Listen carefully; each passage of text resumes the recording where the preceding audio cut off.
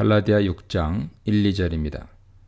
이전 단락에서 주로 개인의 윤리적 차원에서 성령을 따라 사는 삶을 다룬 바울은 6장 1절로 10절에서 성령을 따라 사는 삶이 공동체 속에서는 어떠한 형태로 나타나야 할지에 대해 다룹니다.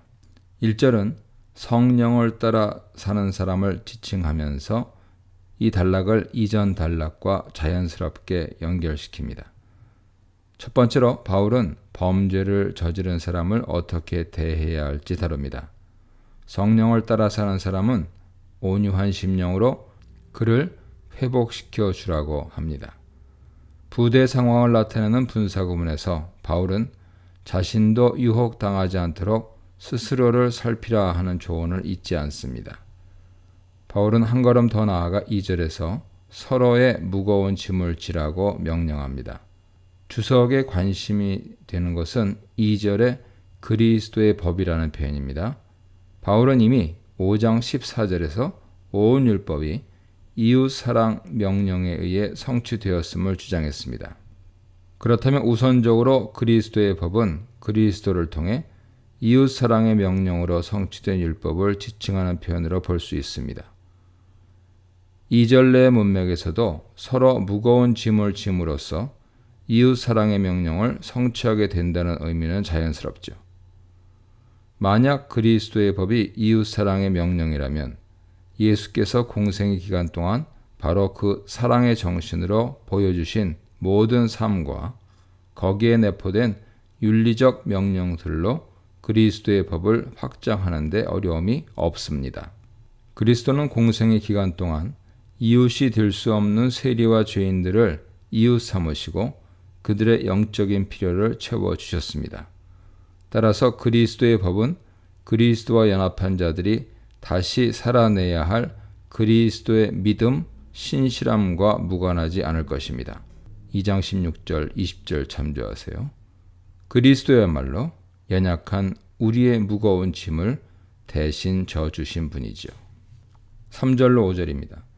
갈라디아 교회들 속에 있는 분쟁과 다툼을 의식하며 5장 26절에서 이미 헛된 영광을 구하지 말라, 자만하지 말라고 권면한 바울은 3절에서 허영과 자기 자랑에 대해 경고하고 있습니다.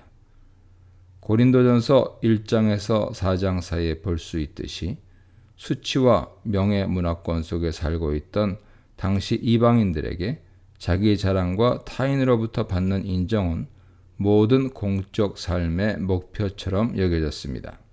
심지어 고린도 교회 교인들은 성령의 은사를 가지고도 자기 자랑의 재료로 삼았죠. 이방인들이 주를 이루었던 갈라디아 교회, 고린도 교회, 빌립보 교회 등에서 모두 교인들 간의 다툼과 분쟁이 발견되는 것은 우연이 아닐 것입니다. 바울은 4절에서 자기의 일을 점검하라, 시험해 보라고 명령하면서 타인들과의 불필요한 갈등을 차단하려 합니다. 4절 전체는 그 의미가 다소 애매한 구절이죠. 각자가 자기 자신의 일을 점검하라고 명령하는 바울은 정작 그 점검 기준에 대해서는 언급하지 않습니다. 근접 문맥에서 찾자면 아마 2절에서 언급한 그리스도의 법이 될 것입니다. 아니면 일반적인 하나님의 기준이 될 것입니다. 자기를 점검하는 일이 중요한 이유는 쓸데없이 다른 사람의 일에 참견하고 그들과의 비교를 통해 자랑거리를 찾는 나쁜 습성에서 벗어날 수 있기 때문입니다.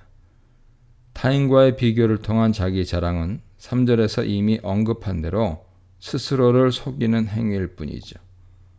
각각 자기 짐을 지라 하는 명령은 각각 자기 일을 점검하라 하는 명령에 대한 다른 표현으로 보는 것이 좋을 것입니다. 타인의 무거운 짐을 지는 것과 함께 자기의 짐도 져야 하는데 자기의 일을 살피는 것이 바로 자신의 무거운 짐이죠. 6절로 10절입니다. 이 단락에서는 아가토스라는 단어가 6절 모든 좋은 것과 10절 착한 일에 2번, 유사한 의미의 칼로스라는 단어가 9절 선에 한 번 등장하여 전체 단락을 동일한 주제로 묶어줍니다. 성령을 따라 선한 삶을 살라는 명령이 다양한 삶의 상황 속에서 제시되죠. 바울은 먼저 6절에서 말씀을 가르치는 자와 모든 좋은 것을 나누라고 명령합니다. 여기서 말씀은 분명히 바울이 전하는 복음 메시지를 의미합니다. 눈여겨볼 것은 갈라디아 교회들 속에 바울을 제외하고 소위 말씀을 가르치는 자들이 있었다는 사실이죠. 여기서 말씀을 가르치는 자가 단수로 표현된 것은 그러한 부류 사람들을 통칭하는 표현으로 보입니다. 이는 갈라디아 교회들의 소위 말씀을 가르치는 교사의 직위를 가진 자들이 있었음을 암시합니다. 바울은 성도들에게 그들과 모든 좋은 것을 나누라고 명합니다. 여기서 좋은 것을 나누라는 것은 곧 교사들에게 물질적인 지원을 제공하라는 의미로 보는 것이 자연스럽습니다. 고린도전서 9장 12절에서 바울은 자신에게도 물질적 후원을 받을 수 있는 권리가 있지만 복음을 위해 그 권리를 희생했다고 말합니다. 자신은 그 권리를 희생하더라도 다른 말씀 사역자들을 위해서는 지원을 독려하는 선배 사역자 바울의 면모를 볼 수 있는 대목이죠. 7, 8절에서 바울은 다시 한번 성령을 따라 사는 삶을 살도록 권면합니다. 스스로 속이지 말라는 표현은 이후에 따라올 경고의 내용을 소개하는 도입구문으로 보입니다. 하나님은 업신여김을 받지 아니하신다와 사람이 무엇으로 심든지 그대로 거둔다는 두 표현은 당시에 잘 알려진 격언으로 들리지요. 이러한 도입구문과 격언들은 8절 내용을 강조하는 기능을 합니다. 8절에 의하면 심는 대로 거둔다는 이 보편 법칙은 성도의 삶에도 적용됩니다. 이 세대 특징인 육체, 곧 죄악된 본성을 위하여 심는 자는 결국 이 세상에 썩어질 것을 거둘 것입니다. 한편 성령으로 대변되는 하나님 나라를 위하여 심는 자는 성령을 통해 영원한 생명을 얻을 것입니다. 1세기 회심한 이방인 그리스도인들은 동족의 종교와 삶의 방식을 버리고 그리스도인이 되었다는 이유로 이웃들로부터 소외와 여러 불이익을 감수해야 했습니다. 그리스도의 복음처럼 철저한 회심을 요구하는 진리일수록 버려야 할 과거의 삶의 방식은 더 많았을 것입니다. 그러나 바울과 베드로는 그것이 곧 썩지 않는 영원한 유업을 얻는 길이라는 확신을 전해줍니다. 거대 제국 속에 흩어져 있는 조그만 가정교회들이 제국의 억압 속에서도 하나님 나라와 성령을 위해 끊임없이 심을 수 있는 힘은 어디에서 나오는 것일까요? 우리는 바울이 9절과 10절에서 1인칭 청유형으로 포기하지 말자, 그리고 착한 일을 하자고 종용하는 것에 주목해야 합니다. 즉, 이 일은 개인이 아니라 그리스도인 공동체가 함께 해야 할 일임을 강조해주고 있죠. 먼저 바울은 선을 행하면서 낙심하지 말자고 권면합니다. 하나님의 때가 되면 성령을 따라 심은 선행의 씨앗은 반드시 영생의 열매를 맺게 된다는 확신을 줍니다.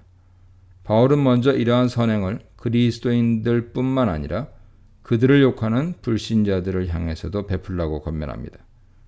그러나 그리스도인 가정들은 특별한 선행의 대상이 되어야 한다고 말하죠.